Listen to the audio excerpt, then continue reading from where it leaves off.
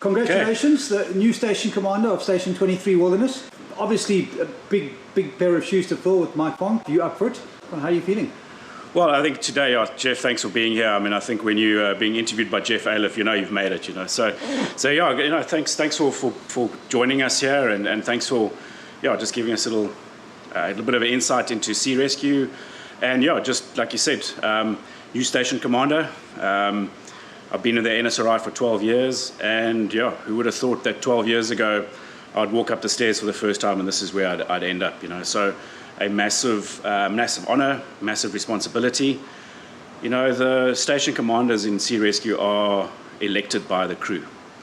So it's a democratic process. So very humbling that the crew have entrusted me with this role, you know.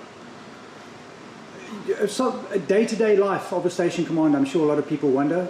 A big responsibility on your shoulders, I'm sure. What does the average day for a station commander consist of? Well, absolutely a big responsibility. I think I'm still figuring that out.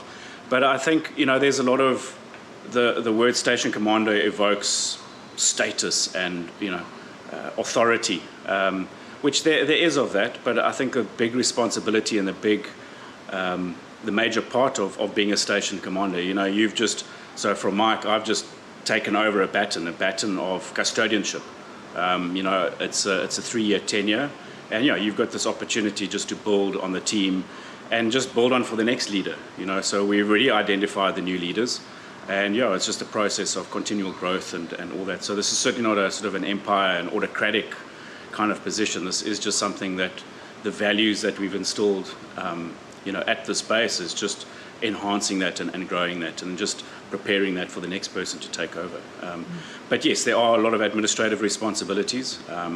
You know, we do have governance systems in place that make sure that we're spending the budget wisely. You know, we are funded by donors, right from, you know, multi-million donations from large corporates right down to 50 Rand from the local kids who are putting money together or sharing, you know, their pocket money with us. So there are big responsibilities of looking after the crew, looking after our kit, our personal protective equipment, all our equipment. So yeah, big responsibility on that, you know. And you know, we operate in a high pressure, high risk environment.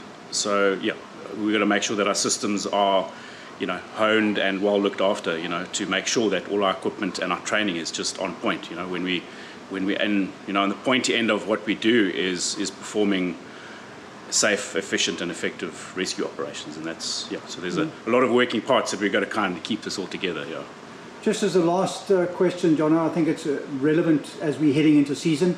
The wilderness coastline is known for being fairly treacherous, especially in terms of swimmers. Yeah. In areas where there are no lifeguards on duty. What is your recommendations to holiday makers that are going to be flooding down to our area over Christmas and the season? Yeah, so Jeff, a big part of, you know, we perform rescues, but a big part of what we do is also preventative stuff.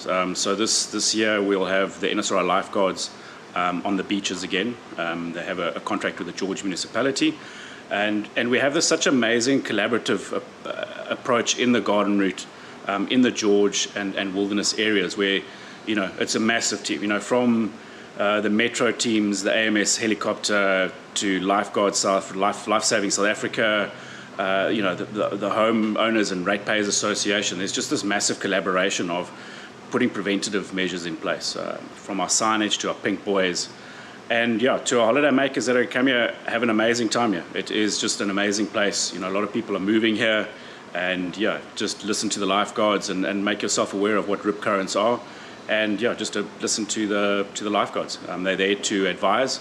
So a big thing about the lifeguarding that we've brought in as well is just an education part, advising people where to swim, not to swim. So yeah, we're trying to prevent rescues. As much as we love the adrenaline rush of getting onto boats and all that, at the end of the day, we do not want people to land up in trouble and drowning in our waters. People need to come here, have a wonderful holiday, leave with good memories, and yeah, we want to avoid sad situations. So yeah.